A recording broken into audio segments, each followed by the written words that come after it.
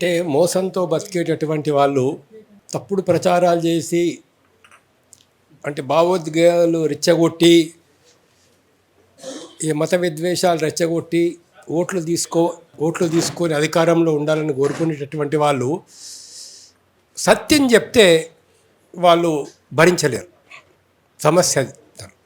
ఏంటి వాస్తవం ఏంటి, సత్యం ఏంటి అంటే నేడు మన దేశంలోనే ముఖ్యంగా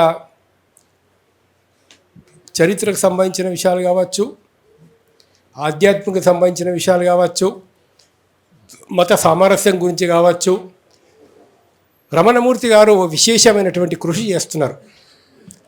అసలు వాస్తవంగా చెప్తే దేశం మొత్తంలో ఉండేటువంటి లౌకికవాద శక్తులు, ఈవెన్ లౌకికవాదాన్ని కోరుకునేటటువంటి రాజకీయ పార్టీలు అందరూ కూడా ఇవాళ రమణమూర్తి గారి వెనకాల నిలవాల్సినటువంటి అవసరం లేదు. అంటే నేను చెప్పకూడదు కానీ ఏ ప్రధానమైన బాధ్యతను అసలు కాంగ్రెస్ కమ్యూనిస్టులు వేయాలో, కాంగ్రెస్ వాళ్ళు ఏది బీజేపీ యొక్క మతోన్మాదానికి వ్యతిరేకంగా నిలబడాలో, బీజేపీ చేస్తున్నటువంటి తప్పుడు ప్రచారాన్ని ఖండించాలో, బీజేపీ చేస్తున్నటువంటి లేక ఆర్ఎస్ఎస్ ఈ వీళ్ళు విశ్వ హిందూ పరిషత్ పేరుతో చేస్తున్నటువంటి దుర్మార్గాలను ఎత్తి చూపట్టాలో వాళ్ళు సరిగా చేయకపోవడం వల్ల మరి అంత గురుతరమైన బాధ్యతను వీళ్ళు నిర్వహిస్తున్నందుకు అసలు ఇవాళ రాష్ట్ర ప్రభుత్వం కూడా ఒక రకంగా ఆయనకి అనుకూలంగా ఉండాల్సిన అవసరం ఉండే. అయితే సరే, అది చాలా విషయాలు ఉన్నాయి, మనం టైం అనేటటువంటిది కూడా దృష్టిలో ఉంచుకోవాలా. ఇప్పుడు వీళ్ళ పిచ్చి ఎంతవరకు ముదిరిపోయిందనంటే షిరిడీ సాయిబాబాకు వ్యతిరేకంగా కూడా ఒక పెద్ద ఎత్తున ప్రచారం అనేది వాళ్ళు మొదలుపెట్టారు. అసలు సాయిబాబా హిందువులను, ముస్లింలను ప్రతి ఒక్కరిని దగ్గరకు తీసినాడు. ఏ రోజు ఏ కులమత భేదాలను ఆయన చూపించినటువంటి దాఖలాలు లేవు ఎక్కడ కూడా. మరి ఆకలి ఉన్న వారికి అన్నం పెట్టాలని చెప్పినాడు. అన్ని మతాల సారం ఒకటే అనేటటువంటి విషయాన్ని కూడా అది చెప్పడం అనేది జరిగిందన్నాడు. అతన్ని ఫస్ట్ గుర్తించింది వీళ్ళ ప్రజలు కాదు, ఆ రోజు ఉన్నటువంటి గొప్ప గొప్ప యోగులు సాయిబాబాను గుర్తించారు. అది ఆ విషయాన్ని మనం తెలుసుకోవాలి ఫస్ట్. ఆ రోజు ఉన్నటువంటి యోగుల లోపల గంగాగిరి మహారాజ్ అని 80 ఏళ్ళు 90 ఏళ్ళ వయసు, ఆయన షిరిడీకి వచ్చి సాయిబాబాను చూసి ఈయన గొప్ప వజ్రము, ఈయన గొప్ప ఆధ్యాత్మికవేత్త, అసలు దత్త స్వరూపమే అనేటటువంటి విధంగా ఆయన చెప్పడం అనేది జరిగింది. ఇట్లా ఏంటంటే ఎవరైతే ఆ రోజు ఆనందనాథ్ మహారాజ్ కావచ్చు, వాసుదేవానంద సరస్వతి కావచ్చు, మహాత్ములందరూ కూడా యోగి అని గుర్తించి అటువంటి వ్యక్తిని ఇవాళ వీళ్ళు ఏదో పనికిమాలలో తయారైపోయి ఆయన ముస్లిం అని అదని ఇదని చెప్పేసి ఆయన హిందూ ముస్లిం అనేది నేను మొత్తం ఒక రకంగా చెప్పాలంటే 1910 నుంచి ఉన్నటువంటి రికార్డ్స్ మొత్తం అహ్మద్నగర్ కోర్టుకి వెళ్ళి షిరిడీ కోర్టుకి వెళ్ళి సంపాదించాను. ఎవరైనా వస్తే నా దగ్గర ఛాలెంజ్ 1910 నుంచి ఉన్న మొత్తం రికార్డ్స్ నా దగ్గర ఉన్నాయి. హలో, ఎక్కడ కూడా సాయిబాబా ముస్లిం అని కానీ సాయిబాబా తండ్రి ముస్లిం అని కానీ ఏ రికార్డు కూడా లేదన్నట్టు. ఇవి చాలా విషయాలు ఉన్నాయి ఇక్కడ. ఇప్పుడు మనకేందనంటే ఇప్పుడు రమణమూర్తి గారి మీద వాళ్ళందరికీ చాలా కోపం. ఎందుకనంటే నేను చూసిన కొన్ని పుస్తకాలు రమణమూర్తి గారి రాసిన నేను కూడా చదివిన. ఏంటంటే స్వతంత్ర సమరం ఎవరు చేసినారు, స్వతంత్ర సమరం ఫ్రీడమ్ ఫైట్లో ఎవరు పాల్గొన్నారు, ఎంతమంది ముస్లిమ్స్ ఫ్రీడమ్ ఫైటింగ్ లోపల పాల్గొన్నారు. టిప్పు సుల్తాన్, నానాసాహెబ్, సయ్యద్ మహమ్మద్, అష్ఫాకుల్లా ఖాన్, సైఫుద్దీన్ కిచ్వాయి, మొత్తం లిస్ట్ ఉంది. రాజా ఇబ్రహీమున్, ఫక్రుద్దీన్ అలీ అహ్మద్, ముఖ్తార్ అహ్మద్, ఇట్లా చాలామంది, ఇనాయతుల్లా ఖాన్, అరుణ ఆసఫ్ అలీ, ఒక పెద్ద లిస్ట్ ఉంది నా దగ్గర కావాలంటే. ఎంతోమంది స్వతంత్ర పోరాటాల్లో వాళ్ళు పాల్గొన్నారు, జైలుకు పోయారు, కొంతమంది ఉరిశిక్షలు కూడా అనుభవించారు. మరి ఆ రోజు నేతాజీ సుభాష్ చంద్రబోస్ అయితే ఆజాద్ హింద్ తయారు చేసినాడు. ఆజాద్ హింద్ ఫౌజ్ లోపల మేజర్సు అనేక మంది ముస్లింలు ఉన్నారు మిలిటరీ లోపల. నేతాజీ సుభాష్ చంద్రబోస్ యొక్క పిఏగా అబూ హసన్ సఫ్రానీ అని హైదరాబాద్ అతను పనిచేసినాడు. ఇతడు జర్మనీలో ఇంజనీరింగ్ చదువుతుండే అబూ హసన్ సఫ్రానీ. అతని జీవిత చరిత్రను ఇక మన రమణమూర్తి గారు రాశారు. అంటే ఎంత గొప్ప త్యాగం చేసినారు, ఎంతో గొప్ప అంటే వీళ్ళేమని చెప్తున్నారు, ముస్లిమ్స్ దేశద్రోహులు, ముస్లిమ్స్ ఏతుందో సమాజానికి వ్యతిరేకం, వాళ్ళు పాకిస్తాన్ జై అంటున్నారు. అరే ఎక్కడ చూసినారా మీరు? చరిత్ర మీకు ఎక్కడ తెలుసు? కొంచెం చరిత్ర తెలుసుకోండి కనీసం. ఎవరెవరు స్వతంత్రం కోసం పోరాడినారో దానిలో. ఇవాళ తెలంగాణ లోపల కూడా ఎంతమంది ముస్లిమ్స్, మగ్దూ మొహియుద్దీన్ కావచ్చు, ఇవాళ సోయబుల్లా ఖాన్ కావచ్చు, వీళ్ళందరూ కూడా నైజాంకి వ్యతిరేకంగా, బ్రిటిష్ వారికి వ్యతిరేకంగా పోరాడలేదా? కాబట్టి ఈ సత్యాలని రమణమూర్తి గారు చెప్తున్నారు కాబట్టి, నిజమైన చరిత్రలను చెప్తున్నారు కాబట్టి అది వాళ్ళకి మింగుడు పడతలేదు దానిలో. అది ప్రధానమైనటువంటి ఒక కారణం అంట. రెండవ యొక్క ప్రధానమైనటువంటి కారణం ఏదైతే ఉందో అంటే ఇక్కడ సమస్య, ఒక వీడియో చక్కటి ఒక చిన్న వీడియో వచ్చింది, అది మనం గమనించాలా. వాజ్పేయి గారు పార్లమెంట్లో మాట్లాడుతున్నారు, అటల్ బిహారీ వాజ్పేయి గారు. ఆయన ఏమంటాడు తెలుసా? కావలి కుక్క కనుక మొరగలేదనుకోండి, అక్కడ దొంగతనం జరిగితే ఈ కావలి కుక్కకు దొంగలెవరో తెలుసు, ఈ కావలి కుక్కకు అందులో షేర్ ఉన్నదని అర్థం అని చెప్పి ఎవరయ్యా కావాలి? ఈ ట్రస్ట్ ఉన్నది ఇక్కడ. ఈ ట్రస్ట్ 15 మంది ఉన్నారు. ట్రస్ట్ని ఎవరు ఏర్పాటు చేశారో మీ అందరికీ తెలుసు. అరే సీసీటీవీ కెమెరాలలో దొంగతనం జరిగిందని వల్ల సిట్ వాళ్ళు చెప్తున్నారు. ఏం చేస్తున్నారు ఇన్ని రోజుల నుంచి మీరు ట్రస్ట్ వాళ్ళు? అంటే ఒక్కరోజు కూడా మీకు సీసీటీవీ కనవలేదా? ఒక్కరోజు కూడా మీరు చూడలేదా ఏం జరుగుతున్నదో? అంటే మొత్తం 15 మంది 20 మంది ఎవరైతున్నారో మీరు బాధ్యులు గారు అక్కడ అందరూ. వీళ్ళు ఏమని చెప్తున్నారు ఇప్పుడు? బంగారం పోలేదండి, వెండి ఆభరణాలు పోలేదు, మేము మొత్తం లెక్కలన్నీ ఇంటాక్ట్ ఉన్నాయి. మరి సిట్ వాళ్ళు ఏమంటున్నారు? వాడి దగ్గర బంగారం దొరికింది, బంగారం దొరకడే కాదు, బంగారాన్ని బిస్కెట్లుగా మార్చారు, అమ్ముకున్నారని చెప్పి చెప్తున్నారు. సో ఇది అంతా అందుకని వారు డిమాండ్ అయితే చేస్తున్నారో మేము కూడా ఇవాళ డిమాండ్ చేస్తున్నాము. టోటల్ రామ మందిర నిర్మాణానికి ఎవరెవరి నుంచి ఎంత ఫండ్ వసూలు చేశారో ఆ లిస్టు మొత్తం పెట్టండి. ఎవరెవరు బంగారం ఇచ్చారు, ఆభరణాలు ఇచ్చారు, వెండి ఆభరణాలు ఇచ్చారు, అది దేవుడు సొమ్ము. అది లోపల టైం లేదు, ఒక మంచి కథ చెప్తుంటే కానీ టైం లేదు అక్కడ. అంటే దేవుడు సొమ్ము తిన్నోడు ఎట్లా కుక్క అవతారం ఎత్తుతాడని చెప్పేసి అది వేరే విషయం. కాబట్టి అయితే ఉందో ఇక్కడ ఈ విషయాలు బయటకు వస్తున్నాయి కాబట్టి దాని వాళ్ళు భరించేటటువంటి పరిస్థితుల్లో వాళ్ళు లేరు. ఇప్పుడు ఇందాక వాళ్ళు చెప్పారు ఏది, అక్కడ ఉండేటటువంటి మొట్టమొదలు ఎవరైతే ఉన్నారో 14 మహంత్ సీతారాం దాస్ గారు 1400, అది నాకు కూడా తెలీదు, చాలామందికి తెలియదు ఆ విషయం. రమణమూర్తి గారు చెప్పేంత వరకు చాలామందికి తెలియదు.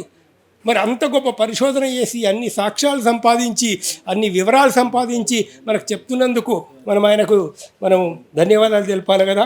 అందుకనే అయితే ఉందో ఇదంతా కూడా చాలా విషయాలు ఉన్నాయి మనం చెప్పాల్సింది. ఒకటి మేము చెప్తా ఉన్నాం ఇక్కడ. గవర్నమెంట్ ఏదైతే ఉందో ఇవాళ వాళ్ళు నా దగ్గర యాక్చువల్గా సెక్షన్ అనేది లేదు, వాళ్ళు ఏ సెక్షన్స్ కింద కేసు బుక్ చేశారో, కానీ యాక్చువల్గా 351(3) కింద చేయాలా. 351(1) అనేటటువంటిది ఏందో మనకు బెదిరించడం, దౌర్జన్యం చేయడం అని వస్తుంది.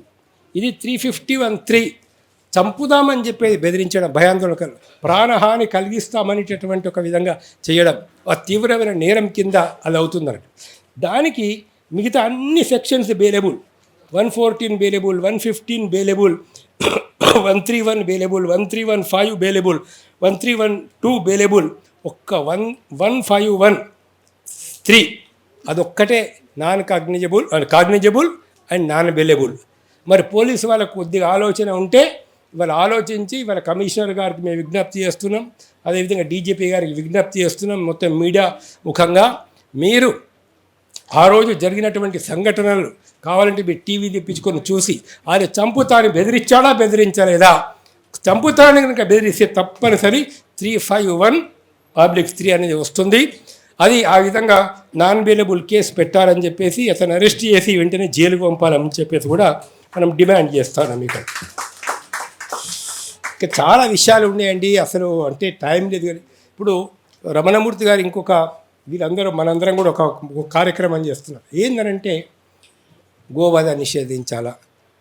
వీళ్ళు ఇప్పుడు డిమాండ్ చేస్తున్నారు, రమణమూర్తి గారు కొంతమంది ముస్లిం పెద్ద నాయకులు గోవధ నిషేధించాలా. అసలు మీకు తెలుసా,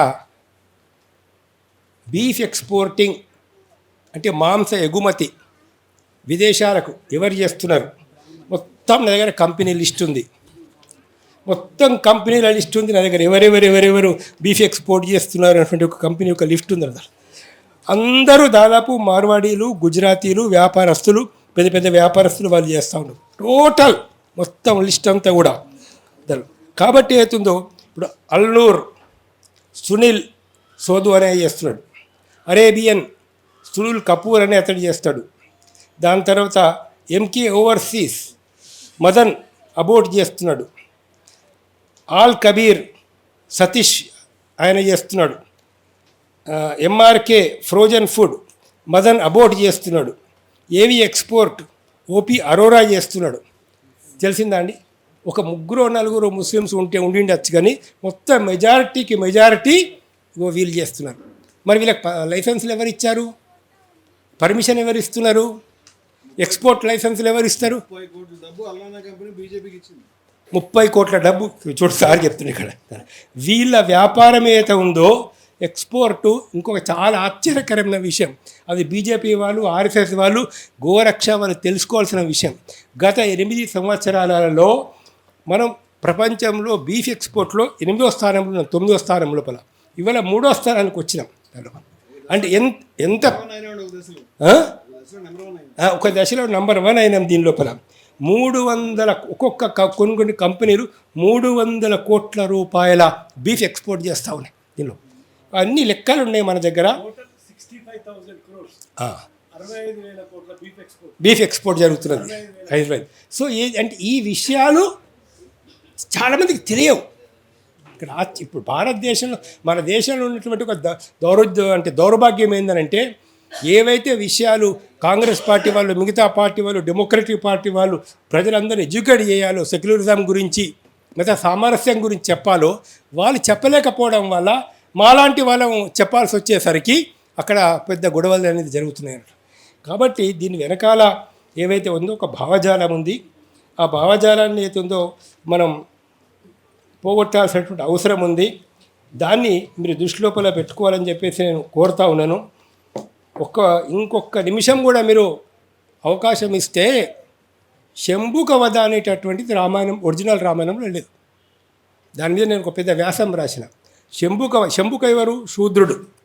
శూద్రుడు తపస్సు చేస్తున్నాడని రాముడు వెళ్ళి నరికాడని వీళ్ళు తర్వాత కావాల్సినటువంటి వాళ్ళు, వాళ్ళకు ఉపయోగపడుతుందనేటువంటి వాళ్ళు, శూద్రులకు విద్య వద్దని చెప్పేటటువంటి వాళ్ళు ప్రక్షిప్తం చేసిన కథ. ఎందుకంటే ఒక నిమిషం, వాల్మీకి ఎవరండి? వాల్మీకి శూద్రుడు కదా? వాల్మీకి ఒక శూద్రుడై ఉండి శూద్రుడు తపస్సు చేయకూడదని రాస్తాడా? రాముడు గురువు ఎవరు?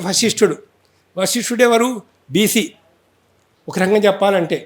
అలాంటప్పుడు ఆయన శూద్రుడు, ఆయన రాముడికి ఇది చేయొద్దని చెప్పి చెప్తాడా?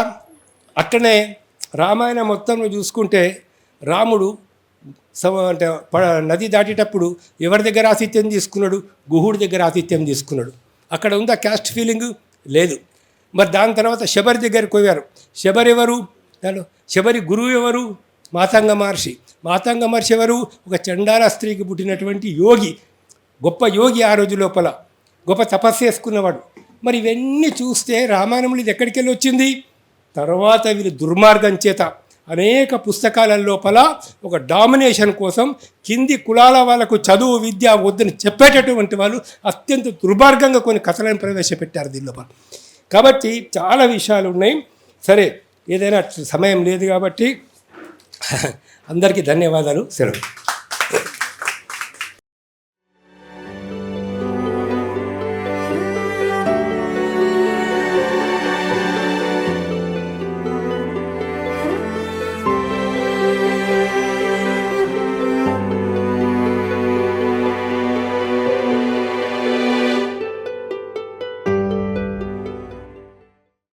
మీ ఆలోచనల్ని మరింత సంపద్వంతం చేయగల ఈ పుస్తకాల్ని మీరు చదివారా?